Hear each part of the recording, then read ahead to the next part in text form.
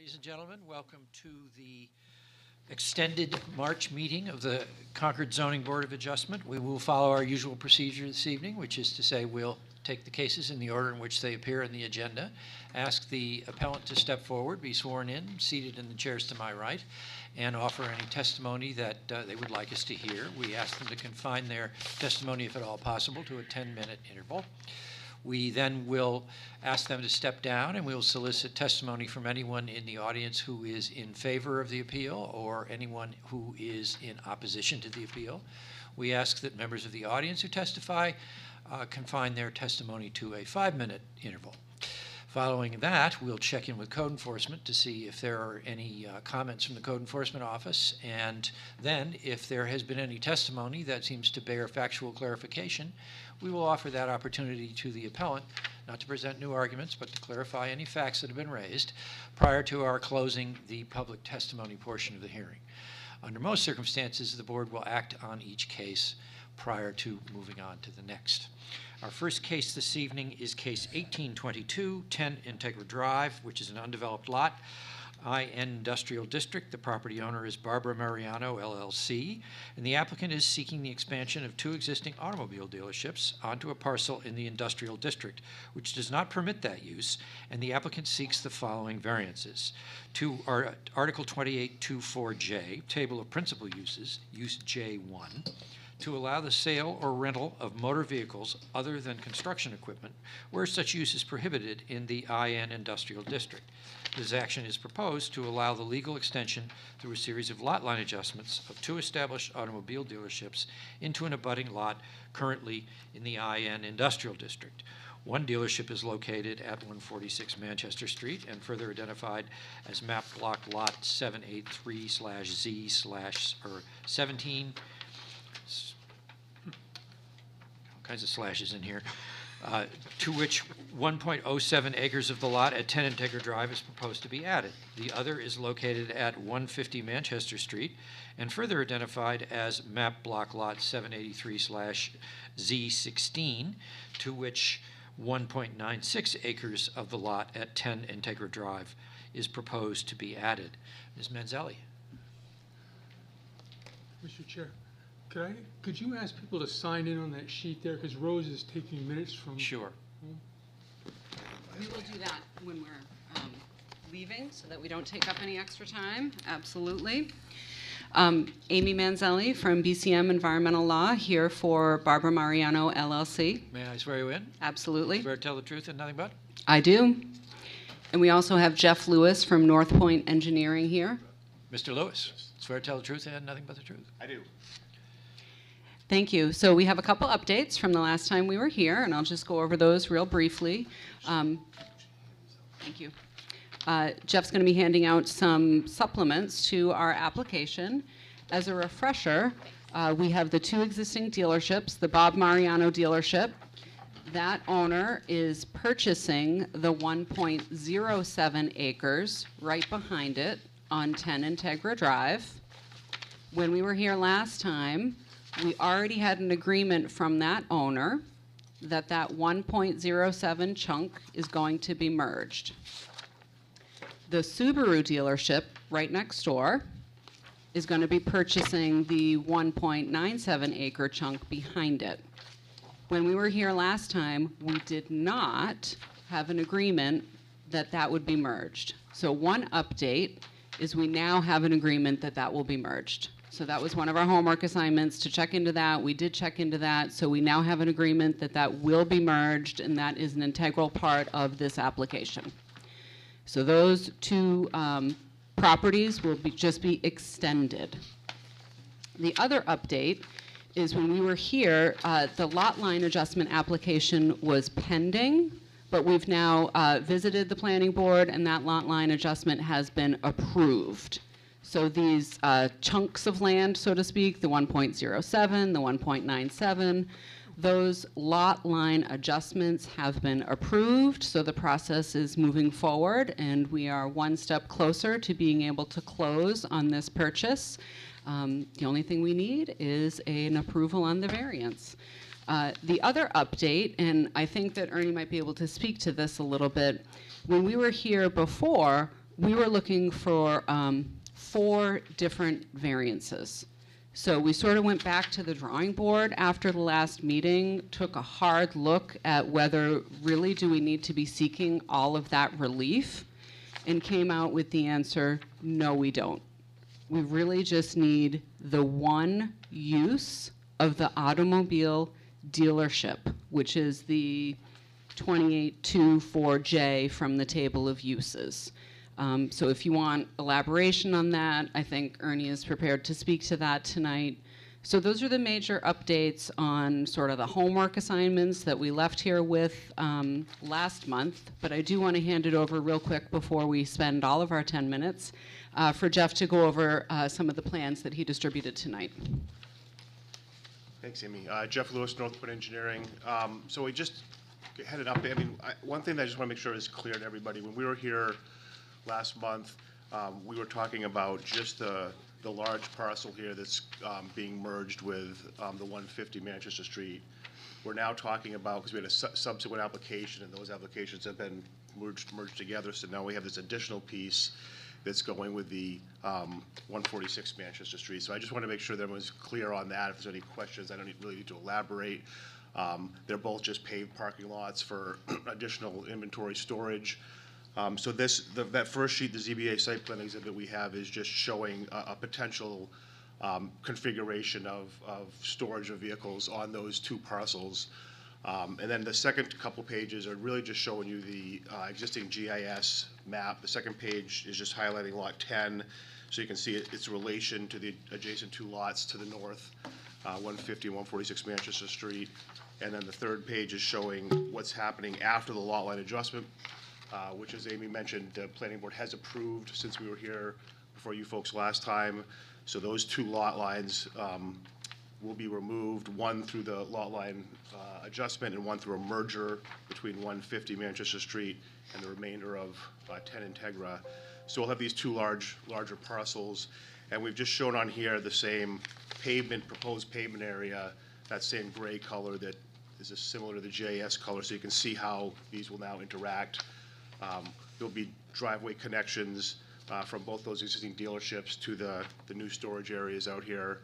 I know that was one of the concerns last time we were here, was making sure that this could be accessed from the 150 site. So very clearly, these are just extensions of the dealerships into the industrial zone. The main entrances to both dealerships, and for all practical purposes, all the retail activity will be up in the commercial highway zone on the existing dealership sites. This will just be inventory storage back here, meeting all other aspects of the ordinance. So that the plan you have up there, Ernie, is the lot line adjustment plan. I didn't bring out hard copies of that. I brought it just to show that's the plan that was approved by the planning board. I did have a PDF of these 3 sheets on there too, in case we wanted to pull them up. But if anyone from the public was here, yeah. So those are the 3 sheets that I just handed out to the board members. That's about it. I mean, Mr. Lewis, I'm a little unclear on what happens to this long sliver of land. Yep. Does this get merged with one or the other lot? It gets merged with the lot at 12 Integra Drive. Okay. And it's not a part of what we're here tonight for. That'll be merged with 12 Integra, become part of the use on that lot. Okay, but that's not part of the appeal. Correct. Okay. That's correct.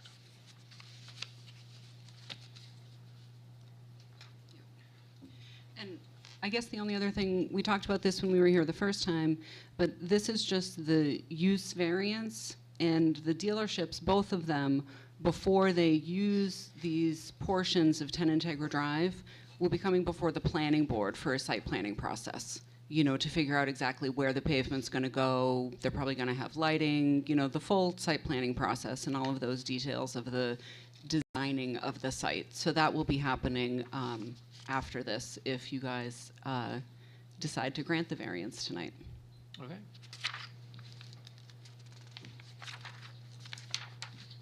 Did you want to touch on the points of the variance? Sure, I'd be happy to. The 5 magic words?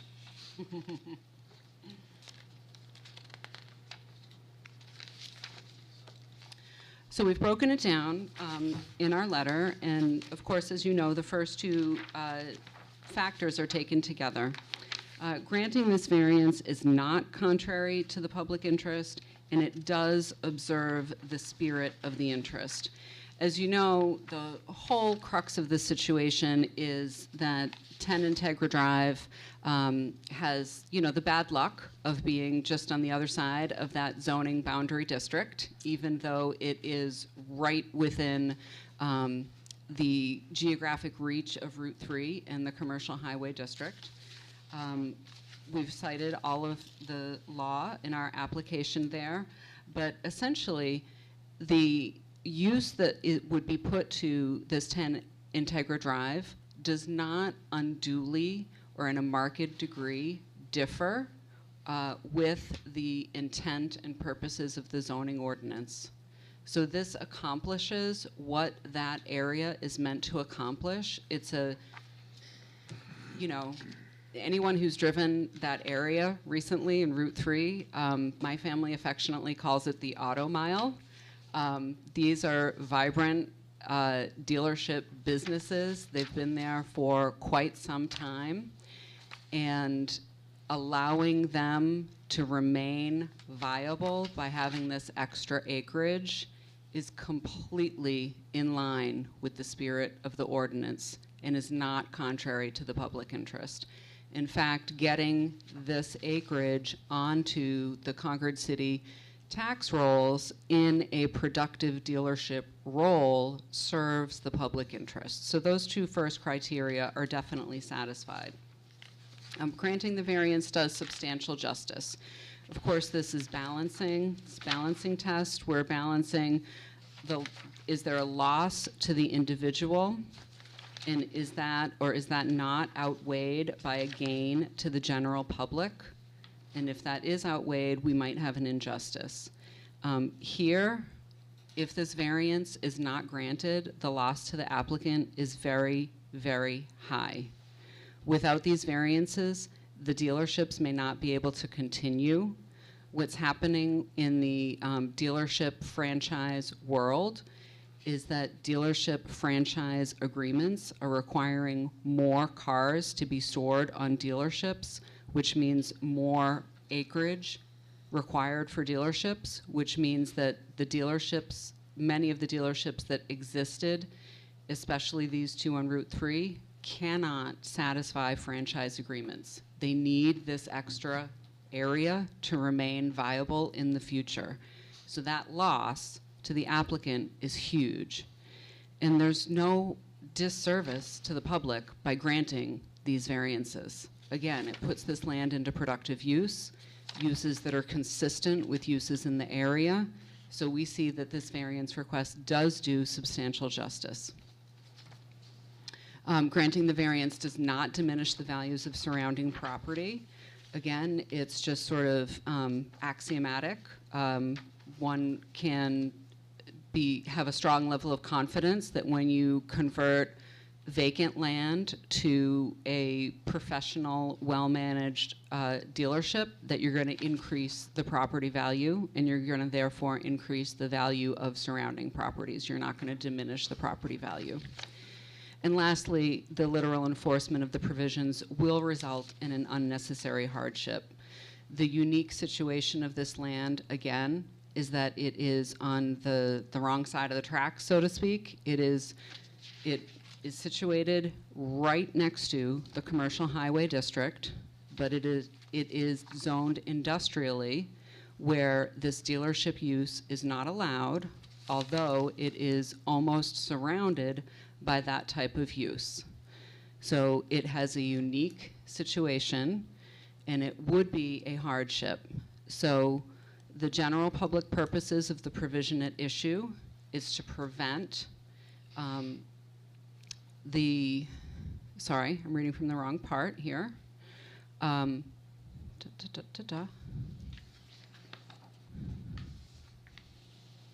Sorry, let me get there.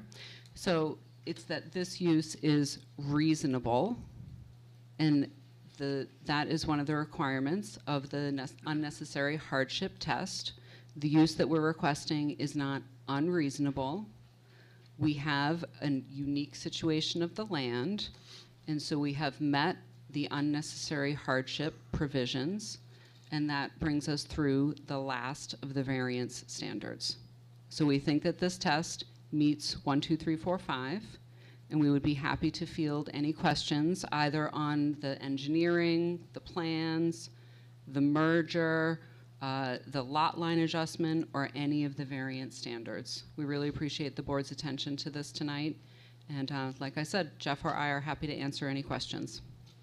Questions from the board?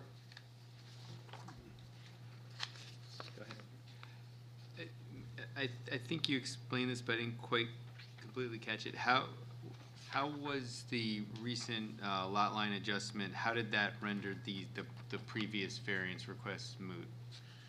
The ones that you had asked for last month? It wasn't, those two things were not related. Okay. So we looked at the variances that we were requesting, and we realized that several of them were superfluous. So essentially, when you have this use allowed, which we are requesting to be allowed, the other variances that we are requesting are not necessary. Can you speak to that a little bit more, Ernie? Sure, you have, the ordinance gets a little confusing there where outdoor storage is related. They mention vehicles in both of them, but one is more for, even though we don't call it a junkyard, but that was one of the concerns that was raised last time. There's a separate section that talks about automobile dealerships, and it's just assumed in there, and we went through this in great detail with the city solicitor's office, that because they're inherently, that's a part of what they do, they're not considered to be unregistered vehicles in the same way that a junkyard would have unregistered vehicles. So that's why when we wrote the letter, put that together, we quoted the outdoor display area piece, that middle paragraph. I don't know if you want me to read that part or not, but basically. You're saying if the use is permitted by definition, the parking and storage of inventory must be permitted because that's the nature of the dealership. Right, and if you follow it through the ordinance, if you thread the needle through the ordinance, you find that that's exactly what was intended. So that's why, working through that, we narrowed it down to one variance that was needed for the expansion of both dealerships into that lot. Very good. Other questions from the board? Sorry. So, but because I think last time there was discussion about looking into the Banks case from a couple years ago, which I think we denied a variance, but I can't remember the exact specifics of what they were trying to do. How is this different than that? Do you know? Yeah, I have no idea what that case is. I know the board was asking questions about it, but I'm not familiar with that case at all. Okay, fair enough. Other questions? Yeah, as a consequence of the changed lot lines, does 10 Integra Drive disappear, and it's really just part of 150 Manchester Street? Not necessarily as a result of the lot line adjustments, but it will disappear as a result of the subsequent merger. Okay. Yeah. Any questions, Nick? Laura? No. Thank you very much. Okay. Thank you all. Is there anyone here who wishes to be heard in favor of this appeal? Is there anyone here who wishes to be heard in opposition to it? Any other comments from code enforcement? Just that if the board does choose to, after deliberations, that it would be conditioned upon the actual merger. They did get the lot line adjustment approved, but the merger has not occurred yet. Very good. With that, we'll declare the public testimony portion of the hearing closed. And I'll invite discussion from the board. Mr. Wallner, what do you think? Well, I think it addresses the concerns that we had a month ago. I think it meets a hardship requirement. And based on what Ernie suggested, that I'd be prepared to make a motion to approve it based on the lot lines as defined, and also that it would be merged. Very good. Jim?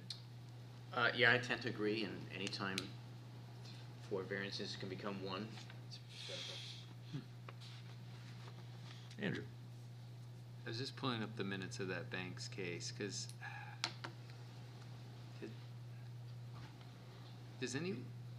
this was discussed last time. we had denied that, and I'm trying to remember. I think we recessed it and the city council might have changed the ordinance. Because it was a very similar concern, Is that what it was? which was the So we never acted. inventory requirements.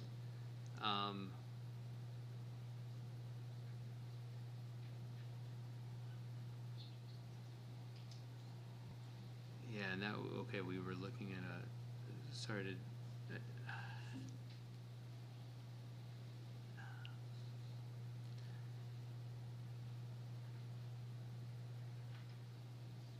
yeah, I guess I can't recall enough of it. I feel like we should be consistent on this because, like they're suggesting, every dealership is going to have this problem. And, I think we can take this case on its own merits, though. yeah. Because honestly, Jen's recollection is that we never acted on the case. Yeah. And I don't remember enough even to say that. So I can't really incorporate it into my thinking. Was it in this an case. adjacent lot or a separate lot? That's what I'm trying I think to it was a lot Well, down, they took down a different building. yeah. So Yeah, part of and Sano Auto Parts was moved off the building, they took it Yeah. down, they expanded the lot. It may have been a lot coverage issue, I don't know. yeah, okay, I guess I'll just, yeah. I mean, looking at this, I think I do see the unique element that, I mean, it's on the fact alone that it's just on a neighboring abutting zone in and of itself is not a hardship, because by definition that would, but I think the fact that that they're merging the lot and it's gonna be part of an existing dealership, and it seems like a pretty reasonable use. Laura? By merging the lots, it erased any concern I had had about creating a standalone, basically inventory parking area, with the hopes that it would never change hands. So I have no problem with it. I think it's a good use of the property, and it never fails wherever there's a zoning line. The abutting property always wants to be what the next one is, so it tends to happen. And I think it is consistent with the neighborhood up there, so I have no objections. But yeah, any motion should be conditioned on the lot mergers happening. I agree with my colleagues. Anyone care to make a motion? I will, I move approval. Is there a second? I'll second. It's been moved and seconded. Any further discussion on the motion? Can we make it that there's a condition that the Yes. Yeah, lots be merged? That was understood, yeah. Okay. Yep. It's been moved and seconded to grant the variance with the condition that the lot merger take place, that is pending. All in favor? Aye. Anyone opposed? The vote is unanimous. The variance is granted. That brings us to case 1722, 10 Whitney Road in the IN Industrial District. The property owner is Morrill Mill Pond, LLC, and the applicant proposes to build a car wash and a restaurant and is seeking variances to allowable principal and accessory uses in zoning districts to allow two principal uses comprising a restaurant with a drive-through service, use I3 from table of principal uses, and a car wash, use J7 from table of principal uses, which are currently not permitted in the IN Industrial District. They are also requesting relief from Article 2872E, off-street parking requirements, to allow 27 off-street parking spaces for a use which requires 30 parking spaces, and to Article 2841H, dimensional standards, to allow use to be established and structures to be constructed on a lot having less total area and less buildable land area than the minimum amounts indicated in Section 2841H. Do you swear to tell the truth and nothing but? I do. Would you once again identify yourselves for the record, please? Well, good evening. For the record, my name is Laurie Rossio, and with me tonight is David Rossio. We were here last night, mistakenly, so we were very early. I hope you enjoyed yourself. We are here tonight on behalf of Morrill Mill Pond LLC. This is the LLC that owns the property on the west side of Whitney Road. When you last saw me a couple of months ago, I was representing Interchange Development LLC, representing property on the east side of Whitney Road. This is 10 Whitney Road. It's a roughly 5-acre site. It's currently vacant. So we're requesting a use variance to allow for a fast food restaurant, car wash, dimensional variance for a building setback of 35 feet instead of 50 feet in the industrial zone, and a variance to allow for less parking. This is the first step in the permitting process. I just want to mention, we do not have signed deals for specific tenants, so things could change, but we'd like to start with this process. And we would like to address the first three criteria in looking at whether or not granting the variances would be contrary to the public interest, would be consistent with the spirit of the ordinance, and that the value of the surrounding properties will not be diminished by granting the variances.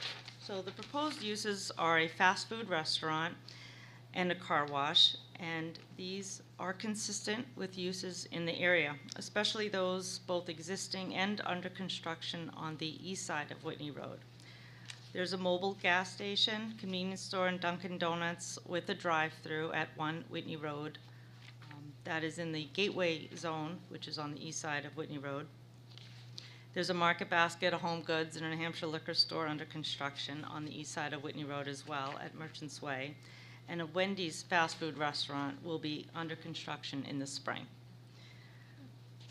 The proposed restaurant and car wash would serve to attract additional customers to the area, benefiting both the existing and future commercial uses, as well as providing services to the area employees, giving them another option for lunch. For example, we have about 16 companies in our property at 2 Whitney Road. There's also Boyce Highlands and the Wind Waste facility, and also Lake Street Intent and Event. So there's quite a few employees in the area. The public interest is also served because the property is in the Pennacook Village TIF district, and the proposed uses would allow for an increase in assessment above the current vacant status. An industrial use would not be able to absorb the cost of building a retaining wall, and I guess I haven't really gotten to the unique nature of the property. It is a shallow lot with steep slopes leading into a wetland. So there's a wetland buffer, the steep slopes, and then basically Whitney Road. So it's a long, narrow lot, which you can see by this plan. So we also submit that granting these variances would allow for substantial justice to be done, since the property is challenged by its shallow depth of level land along the Whitney Road frontage and further constrained by wetlands and wetland buffers. Enforcement of the ordinances without the variance will result in hardship because of the steep slopes, wetlands, wetland buffers, and lack of usable depths prevents the site from being developed with a traditional industrial use. I also provided a couple of photos to Ernie via email that I thought might be helpful to better understand what the site looks like. No, we don't have those, do we? No, you don't. I thought we'd have access to the computer, but instead I just emailed them to Ernie. Yeah. So I thought it might be helpful. We could do it either way. Yep.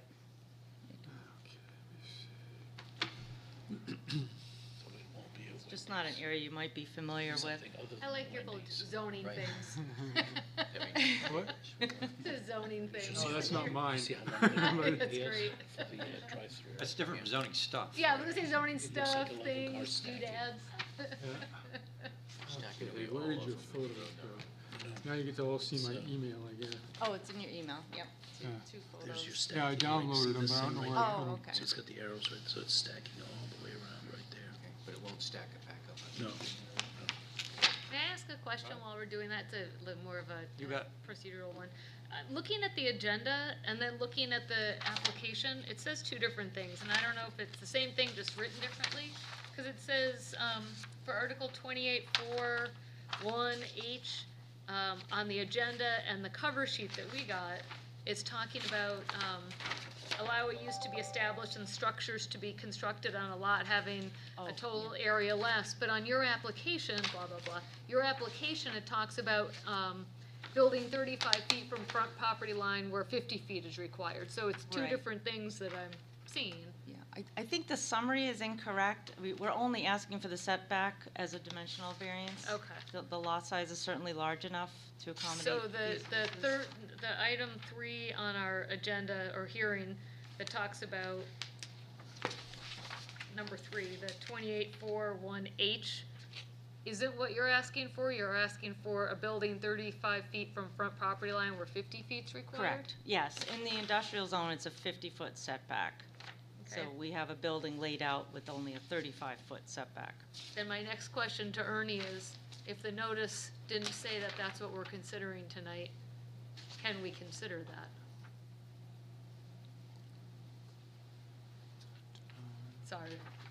No, that's okay. Can you, So if you look at the agenda, and it says the hearing notice, I mean, assuming that's how it was noticed, number 3, under the variances they're asking for, number 3 on our agenda and your cover sheet doesn't match the 3rd item in their actual application.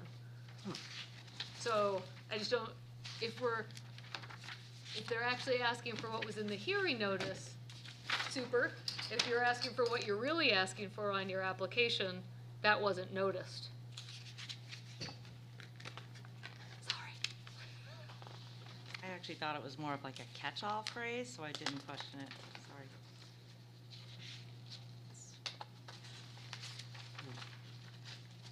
Because it's saying you're having it says that you have the less total area and less buildable area than required Where, in the hearing notice. Laura, where's the reference to the setbacks?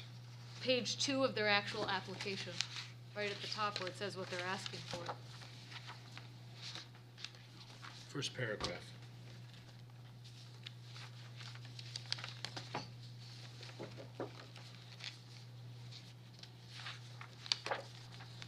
And it says Oh, that yeah, okay. if you read their application, it talks about the setback, it doesn't talk about buildable area. Right. And then I had another one on the plans. Note 3 talks about wetlands impacts and needing of an application going to DES and a variance from the zoning ordinance for and I don't know if that references wetlands or variances in general. So if you look at your actual plan that was given to us by TF Moran, note 3. I don't know. Oh, if you- that's saying, it's a catch-all phrase. If For we all had vari- if we had a wetland impact, it would be, we don't have a wetland impact Okay. proposed, so So that's boilerplate? that's boilerplate, yes. Okay, I was just asking, Yes. because again, A concept plan, so Okay, they all just right. probably throw it all on there all to right, make just sure. wanted to make sure we weren't missing a variance to the wetland Nope. ordinance. That's the, None are proposed. you can't say we didn't mention it, department. We do not expect or intend to Okay, impact wetlands. well, you'd be coming back here then. I just didn't know if there was something that we were missing in the, So it's the car wash that violates the setback? Correct, Because you haven't got enough room behind it? correct. well, we have normally been pretty exact on these things. I'm really not sure what the answer to that is. I mean, I would have to ask legal counsel on that, I guess. well, I would guess that since we didn't notice it, that their 3rd variance is actually a setback variance and not a buildable land variance. We might have to consider that variance at another meeting. Yeah, you'd have to renotice We, that. we can certainly consider the other two. Would we consider it, and if later council says that he needs to renotice, then we will, but if he says not, then we don't have to come back.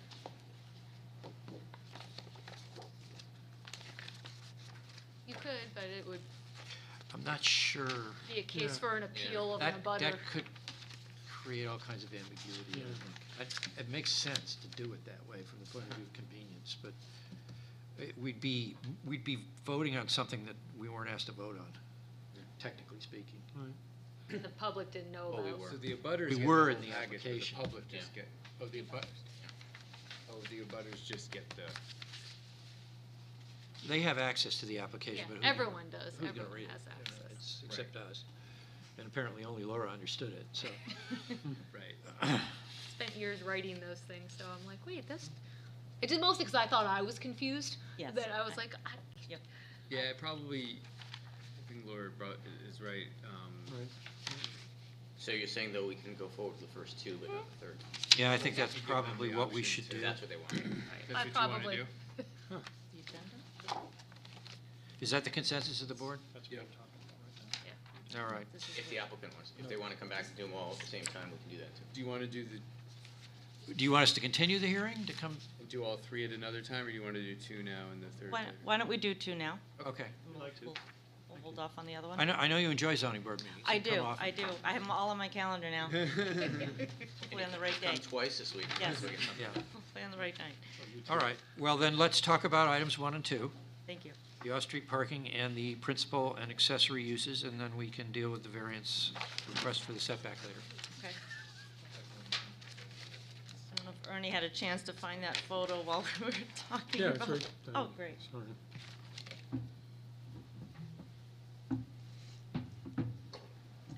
There's two photographs we're gonna show you folks. Maybe the other one is the best one to start with. Oh, heck, This one just gives you an idea of what's going on All right. across the way Sure. on the west There's- side, east side of Whitney Road. Yeah, So sure. the other uses that are under construction.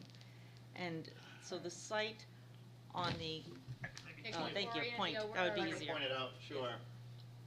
This is Whitney Road here, and this is the new single-lane roundabout, which was constructed in this past fall. So north is this direction. The site we're discussing includes some of this wetland area here, which is low and treed. The usable area, which is outside of that dotted line, which identifies the 50-foot setback to wetlands, that is pretty much the edge of the cut line here. And you could see it slopes down, the trees are sort of lower than the area which is sort of high, was leveled out and usable. Not too easy to see, but back here it slopes down a bit more, and the trees are then down at the lower elevation. So the Whitney Road frontage extends from, on this lot, extends from the roundabout down here to an easement, which the city has on this property, which allows for underground water, sewer, and also overhead power lines. There probably is something we should have pointed out too. That 75-foot easement would prohibit any buildings being constructed in the part of the site that is the most deep. So we're sort of stuck there. Southernmost portion, right? So this is Merchant's Way here, which is the entrance to the development, where Wendy's will be located here, and there's a bank proposed here. The gas station is right here, and sort of we're back here, step off. Where I'm standing is, this is where the market pass sit, and the home goods exists today. And the liquor store is sort of off in this direction. So this is a view headed towards the southwest. And the other photograph we'll show you is sort of what's happening in this neighborhood. Kind of give you folks a feel for what we're expecting to go on, but. So where you're standing, where that new development, was that previously zoned industrial and the city council changed it so that the development can go in, or is it, That's correct. Correct. why didn't they do the other side of the street at the same time? I don't think they knew that there was a lot of developable land over here. And I did have some conversations with like Carlos Baella and asked him that type of question. I said, do you folks expect to have industry going on over here? And not that it matters too much to you folks, but he said, no, he would prefer to have a higher value retail use or commercial uses. There are 3 industrial uses on the sides of the property, one being 2 Whitney Road, which is an office industrial building, Lakes Region Tent Event at 6 Whitney Road, which is Yeah. a tent rental place, and then Boyce Highlands at 14 Whitney Road, which is manufacturing. So it is surrounded by industrial, but it's across the street from commercial. And there's a At the significant edge. difference in grade as well. You know, we're looking sort of at the roof of the Boys Highlands property here. Lakes Region Tent and Event is down at the lower elevation, and 2 Whitney Road at this corner is also, the driveway sort of slopes down. So this is the only site in that neighborhood which is elevated and proximate to the commercial development across the street. The reason I ask, as you go through the application, I don't know if you heard it last night or not, the question is, should this be a question for the council about changing the zoning, or Right. for us with the variance? That's what I'm gonna be listening for. Okay. I think the comment that we heard from staff was just simply that they don't like to rezone up one parcel at a time. So, Right. It was Carlos' preference that we go with the variance as opposed to a rezoning request. Can you show on the, because the plan doesn't show that utility easement Where on the plan is that? It's, Because that does help of why. There is a faint line, if you look at where the car wash is, and you see the mechanical section of the car wash building. I'll be able to point that out if. Well, Bernie she's can bring asking it up. for it on the plan. Yeah, I don't see it on the plan. It's yeah. a Plan's really, coming up, isn't it? really faint line. Oh, he can pull up the plan. There you go. That makes sense. Think of that. It's, Yeah, because it's not labeled on here, so that's why I was asking. yeah, he's gonna point to it, just south of that mechanical portion of the car wash. So that's the furthest south you can put a building. Right, this is the corner, and the Yeah. 75-foot dimension extends to here, Okay. so it runs like that. It's a Okay. water, Parallel to this sewer, line. and utility easement. Since you're on the map where it says Whitney Road, is that a crosswalk or is that Here? just to the left of that? Yes, this is a cross-country sort of crosswalk that we're putting in, and we expect to tie that in to the commercial uses on this lot as well. We have shown this plan to city staff at one of the technical review meetings, and they had a lot of comments about it, so I don't want to get too much into the weeds on the site plan. We I was just certainly will curious, have to go back to them and talk to them about specifics. Yeah, it's but- a good question though, and that's how we would integrate Right. the commercial uses on one side of the road to the other. Mr. Rosso, could you go back to what you just explained, because I don't quite understand it, the easement that you were talking about? Sure, You said it's 75 feet from this corner, to the, and it's a swath like this, which runs down all the way to Hannah Dustin Road. but it does not, so your driveway would go over it, That's Correct. correct, Yeah. but not the building? right, Because I don't see any line on this plan at all. right. Yeah. There's even a debate over whether or not we can put something like vacuum stations. That's still up for debate, I see. but the city This does is- not want any structures. I This is one of understand. those older utility easements that were granted to the city, Mhm. which doesn't preclude building, but it allows the city to go and maintain those lines that are underground. So they have a right to say what happens there. Or dig up what you put there. I think Exactly. that's more Yes. it, Yeah. right. So they would And- prefer we don't put buildings there, because then they don't have the responsibility to replace those buildings. We just have to allow them to enter the property and maintain those lines. I understand. Okay, now I see where it is, or know where it is. Thank you. Runs under the vacuum Yeah, cleaners. if you hold the plan at a certain angle, you can see the little W. I thought those were slope lines, actually, so thank you. I'd be your happy eyes to are better answer than any mine. questions. Okay, carry on. That's the end of our presentation. We'd be happy to answer any questions. Okay, so let's just jog back to the question of hardship again. The hardship is created by the wetlands and the topo, Correct. which makes it not feasible to use the land for an industrial use that is permitted. Correct. Okay. The plan that you have before you showing this layout requires a retaining wall of quite significant length and height, which is very expensive. To make up the grade between the wetlands and the, Right. To fit and the what you're plant, the seeing part of the here property you want to use. is gonna all be supported by a retaining wall. That, So really only a commercial use could justify the construction of that retaining wall. Now, the retaining wall doesn't show yet, right? No, it is not shown. it doesn't, but I can sort of roughly show it. The retaining wall would not be situated in the area of the wetland buffer. Here's the wetland line, double dot line, then there's the wetland buffer, which is 50 feet off. And the retaining wall then would be in between that dotted line, which is the wetland buffer, and the developed portion of the property, which would be more level. I see. This may also require some underground stormwater detention, which industrial uses traditionally can't take care of. Very good. Other questions from the board? Laura, any questions? No, I mean, I understand the two variances they're asking for. I debate whether you couldn't find a use that's allowed to go there. Well, let's get back to Yeah. that when we get into discussion.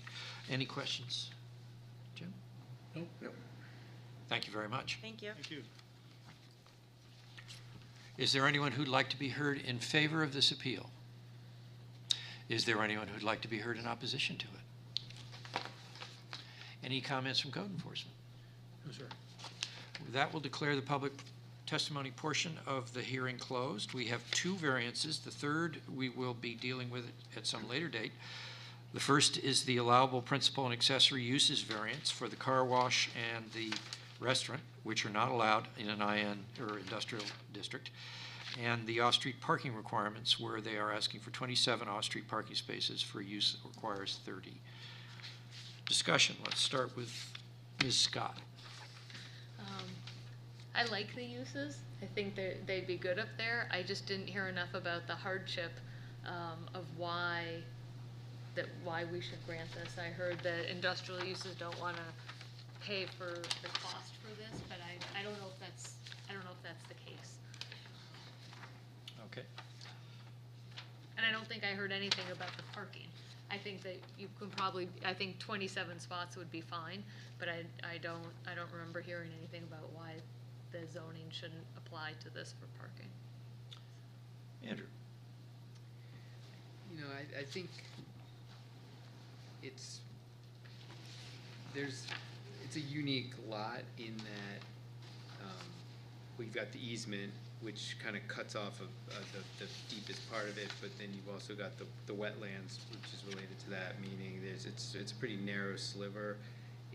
My just gut is that it's hard to think of like a industrial use that would go in here that would make sense.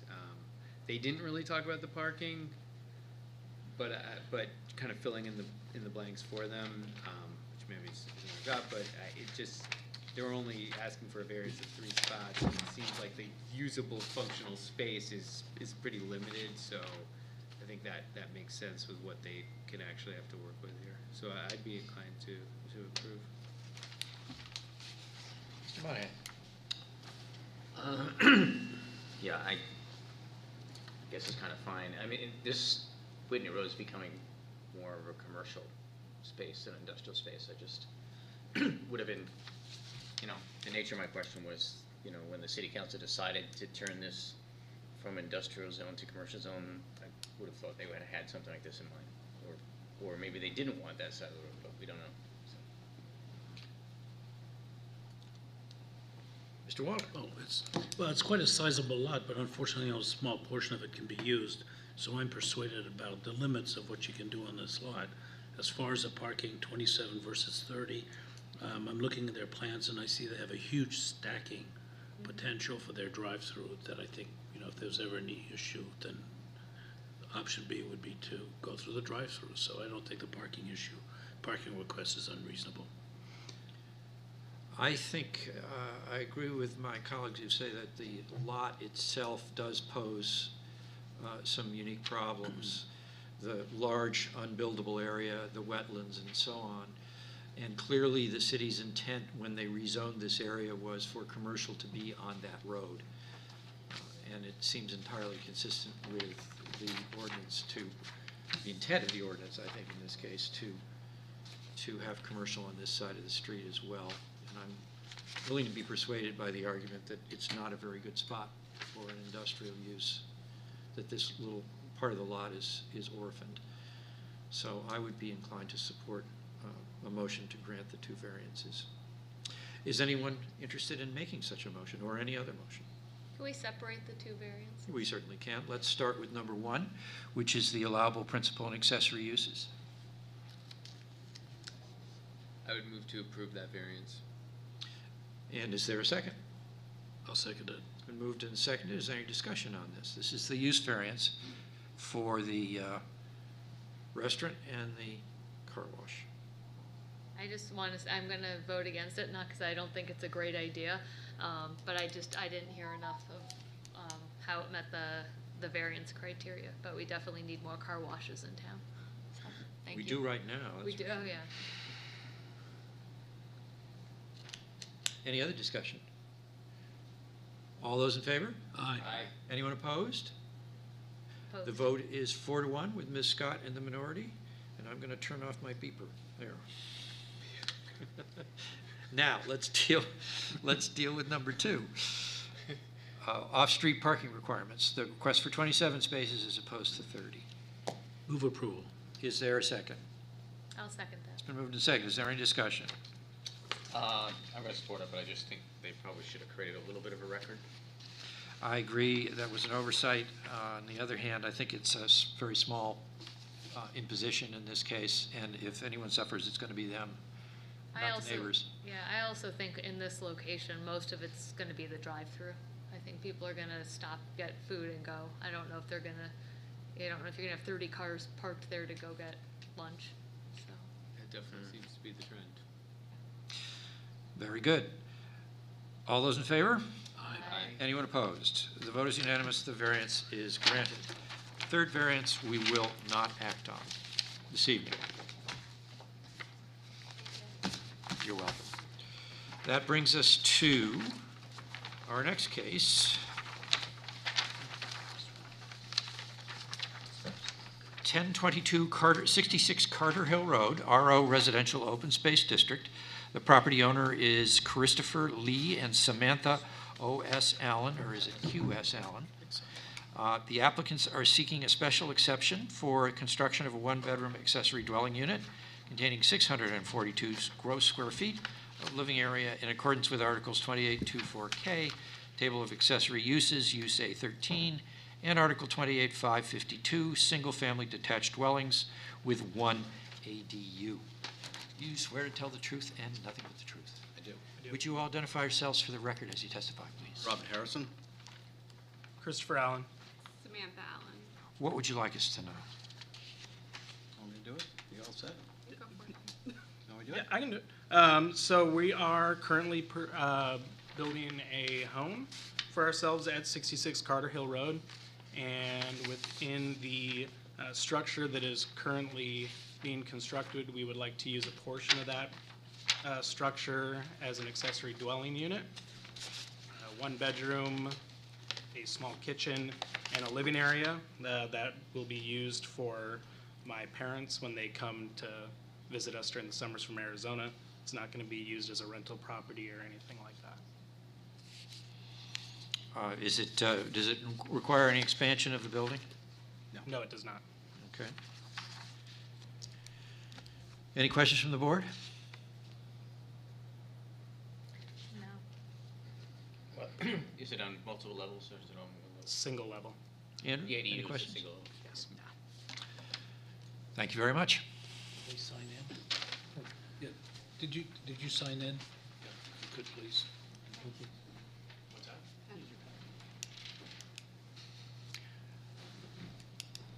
We need a pen on a chain there or something. Maybe we could move the paper over where the people are sitting and they could sign in while they're speaking to us. Or they could tell people to sign in as they show up. Like have 5 clipboards, for every meeting. We used to do that when people started up late. Multiple clipboards, Multiple clipboards, that's what I'm thinking. so everybody gets one to sign on. Like as you come in, you sign in for your meeting, so all the sign-ins are already. Up by the door. Of course, then if somebody has an emergency and leaves, they've signed, we have a false sign-in. Yeah. Sort of like the way they do it at the State House. Yeah, false sign-in, that could result in all kinds of chaos, my goodness. Oh, that could be like. Is there anyone here who That could wishes be to an be heard alibi. in favor of the appeal? Is there anyone here who wishes to be heard in opposition to it? Any comment from code enforcement? No, Mr. Chairman. We have a request for an ADU. We heard testimony that it satisfies the requirements for a special exception. Any discussion? I just have a very question, and it has nothing to do with the applicant. Does the city keep an inventory of ADUs? We have them on file and they're in Project Tracker, which is a software that we have that keeps track of all that. Is that new? No, it's been here for quite a while, actually. Okay, I never saw any evidence of it until last night when you sent, or last week when you sent out that paperwork. Oh, yeah, it's, I don't remember when it was put in, but Yeah, I believe it was in the early 2000s, the beginning of the century. beginning of this century. Yeah. Sounds like a I don't catch up right away, but I do catch up. All right, would anyone care to make a motion? I'll make a motion to approve. Is there a second? And I'll second it based on the fact that it meets criteria A through I. Is there any discussion? No, we've already, yes, I guess, any discussion? Doesn't look like it. All in favor? Aye. Anyone opposed? The vote is unanimous. The ADU special exception is granted. That brings us to case 1322, 10 Kipling Circle, RO Residential Open Space District. The property owner is Shahab Musavi, and the applicant proposes to install an in-ground pool and is seeking variances to Article 2841H, Table of Dimensional Regulations, to allow installation of a pool to within 1 foot from the easterly property side of the property line and 1 foot from the rear property line, and to Article 28532, Accessory Buildings and Facilities, to allow more than 250 square feet of accessory structure, the pool, to be located in a rear yard setback and a side yard setback, approximately 270 plus or minus square feet inside setback, 1,026 plus or minus square feet in the rear setback. That's correct. Hi. Do you swear to tell the truth and nothing but the truth? Sure. I will tell Chris, the we're truth. missing Jim. Oh, if you would hold up on your testimony till Jim comes back, our other board member, he'll be back in a moment. Sure. Would you identify yourselves for the record, please? Yeah, Shahab Musavi. And I'm Thomas McMullen.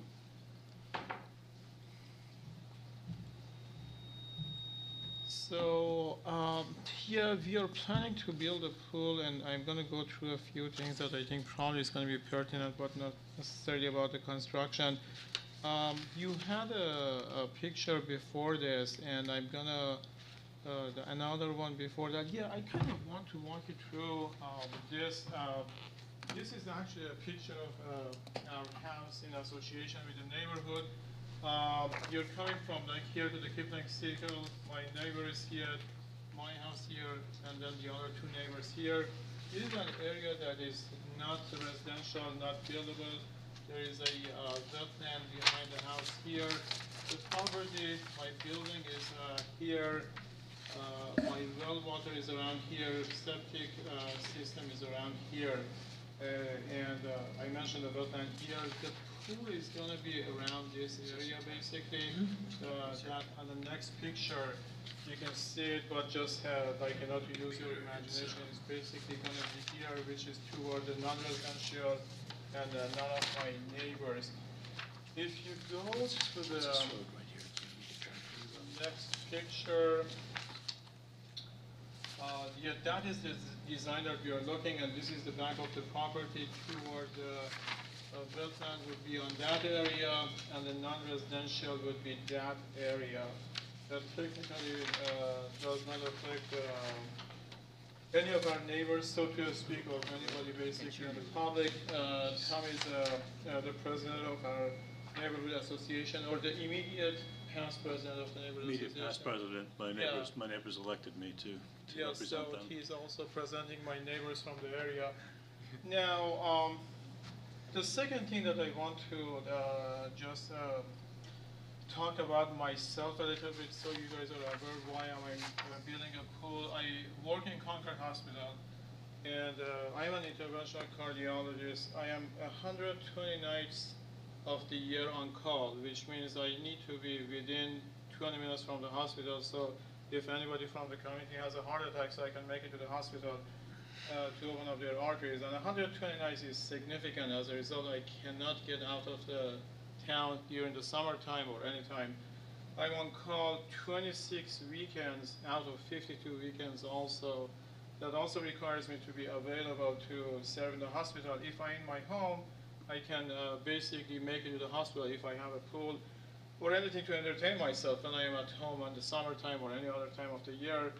The second thing also, I have a daughter that she's 3 years old and she's on autism spectrum, and she has significant degree of like adjustment issues that, going to the public and to the pool is not the best interest of her because of the anxiety it's provoking. So for those two reasons, I'm considering to build this pool, and because of the location of the property and the house, looking on the different areas of the house, this is really the only part that can accommodate a pool to basically serve my family and hopefully myself if that is approved.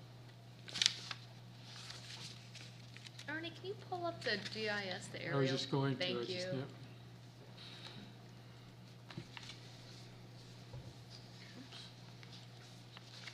Is there anywhere else on the property the pool could go?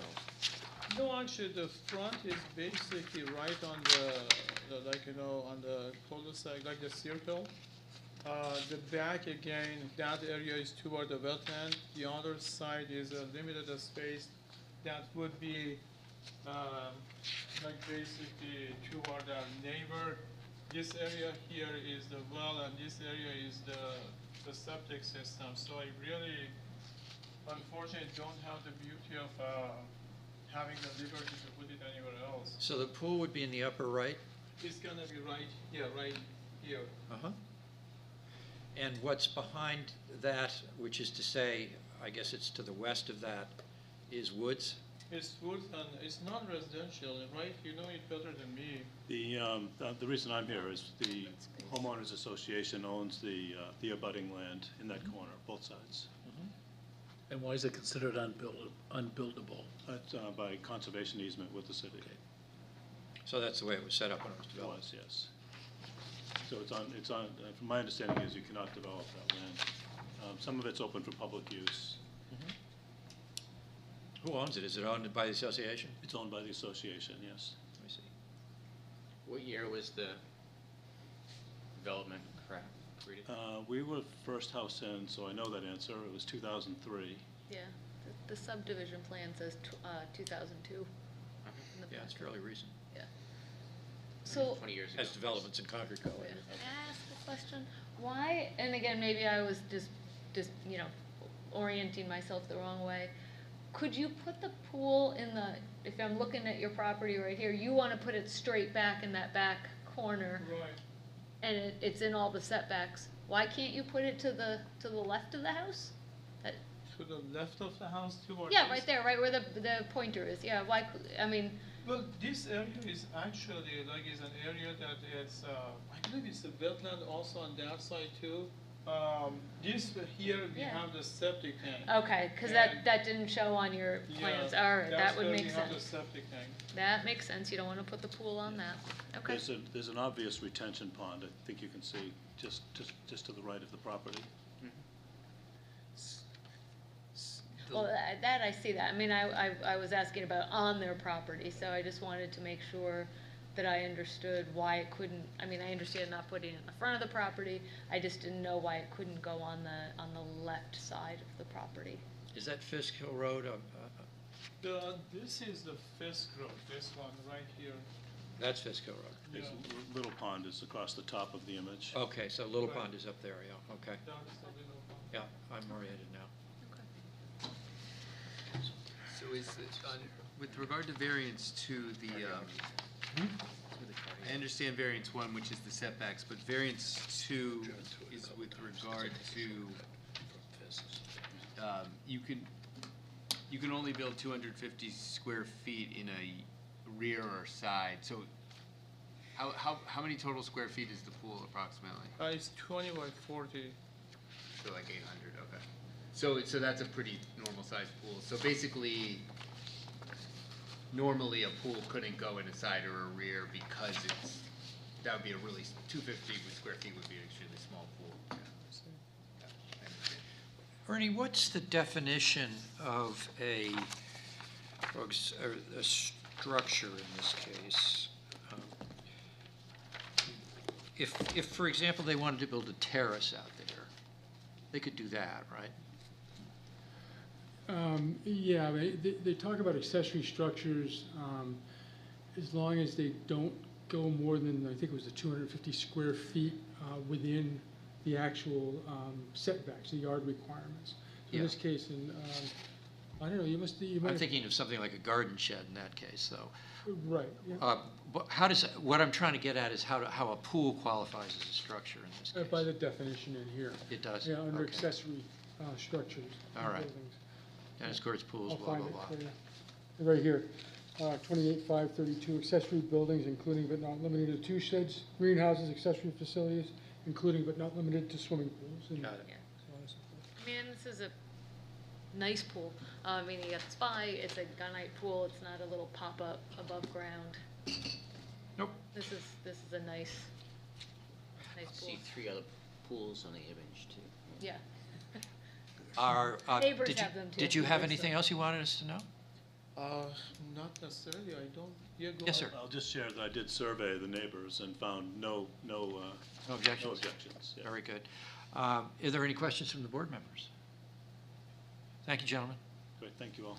Is there anyone here who wishes to be heard in favor of this appeal or in opposition to it? There are two people here, and they don't seem interested in this one, so we'll conclude that that's not the case this evening. And I will check in with Ernie to see if there's anything else going on. No? All right. We'll declare the public testimony portion of the hearing closed. We have a request for a variance, two variances, both related to constructing a swimming pool in the backyard of a house. We heard testimony that the pool can only really go in one spot, and it looked to me like whatever spot it went in, it would be in violation of the setbacks. And we also heard testimony that it's a reasonable use given the needs of the homeowner. Let's start with Mr. Wallner. What are your thoughts on this one? I think he is limited to where he can put it. We heard a testimony about a septic system. If you look at the plan, there's also a well that's indicated, so the restrictions are pretty limited. Certainly, while it's within the setbacks in the back, there's unbuildable land, which would never be an issue. I think dealing with non-existent neighbors. Mr. Monahan? Yeah, I agree with what Nick said, and the fact that the homeowners association is the abutter and they're comfortable with it leads me to support. Mr. Ware? I agree. Agreed. I also agree with my colleagues. Would anyone care to make a motion? I move to approve. Is there a second? I'll second. Moved and seconded. Any discussion? All in favor? Aye. Aye. Anyone opposed? The vote is unanimous. The variance, as there are two variances, are granted. You're welcome. Enjoy your pool. Thank you. Our next case, which is the last case on our agenda this evening, is 1522 4 Liberty Street, an RN Neighborhood Residential District. The property owner is Alger Hagedorn, Family Revocable Trust of 2020. The applicants propose to construct a detached garage and are seeking variances to Article 2841H, Table of Dimensional Regulations, to permit rear and side setbacks of 5 feet on the easterly and southerly lot lines, to allow the construction of a detached garage where 25 feet and 10 feet are required respectively, and to Article 28532, accessory buildings and facilities, to allow more than 250 square feet of the proposed garage to encroach into the rear setback along the easterly property line. Hello? Hello. Do you swear to tell the truth and nothing but it? I do. Yes. Would you identify yourselves for the record, please, as you testify? Sarah Alger. And I'm Fred Hagedorn, and together we are a happily married couple. I didn't ask that. It's now on Not the a zoning It's now matter. on the record. Everyone at home watching knows. You swear, Hannah? Yes, I did. You gotta get your points everywhere you can get them. And where you cannot be gainsaid. This is true. What would you like us to know? And we are together the trustees of the trust that owns the land. What would you like us to know? I would like you to know that we would like to build a garage. I don't think that is ours. A garage, a two-car garage on our property. It is a strange shaped property in that it is wide at the front, and then it squeezes in, and then it goes well back for another 100+ feet to the very end of the property. Yep, you can see it right there. And we're looking to Where are we? site. You see the green place right there? Yeah, that's it. Highlighted. Oh, got it, yep. So we're highlighted in red, Right? and we're looking to site the garage in this corner, right here. And we're looking to do it 5 feet from each of the two lot lines. This is technically a rear lot line, although from another perspective, it acts more like a side lot line than a rear lot line in the standpoint of how everything's put together. We want to site it this way so that it is easy to drive in and then drive out and then come out forward. As you heard yesterday, Liberty Street at that end is relatively narrow. It can barely handle 3 cars. And it's often at night parked on both sides of the street. And people like to go in excess of the speed limit heading down towards Pleasant Street. And it's a bit of a rise from Pleasant Street. And so from a safety perspective for ourselves, let alone the people of the city, we'd like to be able to go out heading forwards. So technically, the rear setback is, I believe, supposed to be 25 feet. And we're asking to be able to use 5 feet.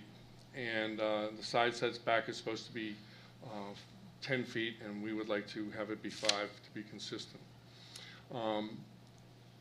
A little bit about our neighbors on either side, and I'll point out that there's one neighbor that is here and it ends at this point, and the other neighbor, Sorry. it was fine with the one I was using, but that's okay. Well, we can go back to that one. There you go. Whichever one you like. Go ahead. Sorry. So there's one neighbor here, and this neighbor has a rental property with, I think it's 4 or 5 units in it. And their parking area goes all the way up to the very edge of the property line, which is a pre-existing non-conformance to the current IS zone, which requires a 5-foot setback from parking from the lot line. We don't have a complaint about that. We're just noting that that's a fact. And then on the other side, over here, this is, about this location is the building, which is an office building. Used to be a lawyer's office. It's now being converted into multi-purpose offices. And then this whole back area here is a parking lot. And it has a setback of 5 feet from the lot lines on both this lot line and this lot line. So this would mirror that. We have, as you can see, we have a shed here, and there is a driveway that continues on to there. However, this is not flat back here.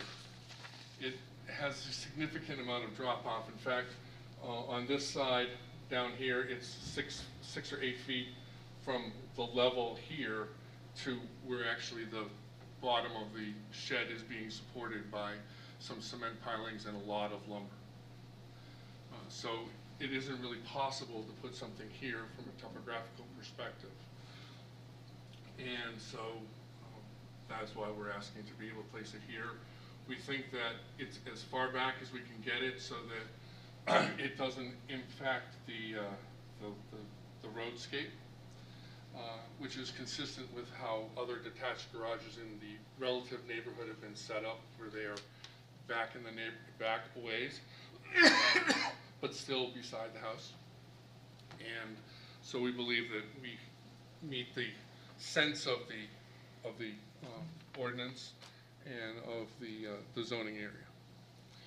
And so I'm not sure I've gotten all 5 of the words yet, but if I haven't, someone can hopefully tell me magic words, which yeah. ones I haven't gotten in. I'll try to get to it. Did I understand you to say that if you were to rotate the garage 90 degrees and put it within the setbacks, that you would have to back into the street? Yes. Okay. It would also put us very close to the house with the detached garage. Because it would bring us forward a good ways. Can you go to the plan where it shows the plan and the setbacks? That's it. So if we were to do it inside the setbacks, it would move this all the way. So go here to there and then all the way to here. So it would be starting to get close to the front setback requirement. And I believe you would have to rotate it. Mm-hmm. Yes. Because I don't think you could make the swing. You're right. Okay. Did you give consideration to attaching it to the house? There is no real place to attach it to the house. This side of the house is all, this is a great room in here on the first floor. This is all windows here. Is that the south side? This is the south side. We're actually about to do a bit of a renovation to take this great room and put a kitchen into it and restore all the windows that were here. And so it'll be, I don't have a picture of it, but right now on the top floor, there's 4/4 windows all around the thing. It's like an old sleeping porch. And the first floor was the same way, and we're about to restore that. Other questions from the board? Nick? Are you one of the few houses that doesn't have a garage on the Liberty Street? On that end, on that side of it, yes. Okay. Thank you very much. I should note one thing. I believe you've received 3 letters. We did. And fortunately for me, 2 of them happen to be the 2 people who own the properties that the setback is being put next to. I have 2 letters. Am I meant to have 3? I think you're meant to have 3, but I have one from Randy Blossom. yeah, that's the one who's on the south side of me. I have, that was from last night. You should have one from Randy Blossom. You should have one from Dan White, who is the owner of the property to the, where the rear setback is. Do you have Greenwoods? those? Excuse me? The Greenwoods? The Greenwoods as well. That's the third one. Right. And apparently I don't have the one from Mr. White either. Do you have that? I'm happy to provide. No, we're all set. Looks like we got him. Okay. Yes. I did see the one from Randy Blossom, and we will read those into the record. Thank you very much. Thank you. Thank you. The record will show that there was no one in the audience to contest or support the appeal. Any more comments from code enforcement on this? No. All right, we do have the 2 letters that were mentioned earlier. One is from Daniel White, who lives at 112 Pleasant Street, or owns the property at 112 Pleasant Street, and he has no objection to the requested variances. And the other is from David Greenwood, who indicates that he and his wife support the request for the 2 variances at 4 Liberty Street, and they are residents of 6 Liberty Street. And finally, there is a letter from Randy Blossom, February 28th, 118 Pleasant Street, I believe he's the owner of, and he indicates that as an abutter, he has no objection to the plans. With that, we'll declare the public testimony portion of the hearing closed. We heard testimony that the appellant would like to put a garage, which he considers to be a reasonable use for a residence, and on his property, and that the best place to put it requires him to put it in the setback in order, among other things, to avoid having to back into the street, which he considers to be a safety concern. Discussion. I'm going to start with Ms. Scott. I think it's a reasonable use. In order to meet the setbacks, it would create a hazard. You'd be so close to the street, and you'd be backing out basically into the road at that point. And I've been on that part of Liberty Street. I wouldn't want to be backing out, especially if there were cars parked on both sides. So I'm in favor of the request. Andrew. Yeah, I agree. It's an unusual lot shape, and where they're putting it, that both of the neighbors are multi-unit buildings with parking lots, so it's going to be consistent in the total character of where it's located with the neighbors. Yep, I'm good. My question, Andrew asked my question about had they considered attaching it, and the answer satisfies my concerns. Yeah, I think a reasonable use in that neighborhood should also allow for garages. They don't have a garage, so to me, that's a hardship issue. Very good. I agree with my colleagues. Would anyone care to make a motion? Move approval. Is there a second? Second. It's been moved and seconded. Any discussion on the motion? All in favor? Aye. Anyone opposed? The vote is unanimous. The variance says, I think there were 2, Yes. are granted. Thank you. You're welcome. And there are no minutes to approve. There's no minutes to approve because Ms. Fife has just fallen down on the job, I guess. She had You're all lucky. night to write up those minutes. Right, right.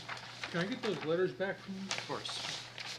And can I ask you before everyone leaves, in the rare case, where I don't know how many times a year this happens when you have an agenda so large you need to split it up, but would you rather do it one night after the other, or would you rather do it 1 week after the other like you did before? Doesn't matter. One night after another seems to work Yeah, fine. that's fine with me. And it's, For me, it depends on the week of Yeah, same with me. what other stuff I have on my schedule. It just means so. I'm denied beer Do you for see a 2 lot of dinners stuff? in a row. You see a lot of stuff coming your way. well, you can have one No, now. no, not this next meeting, it's not coming up. I think we have 3.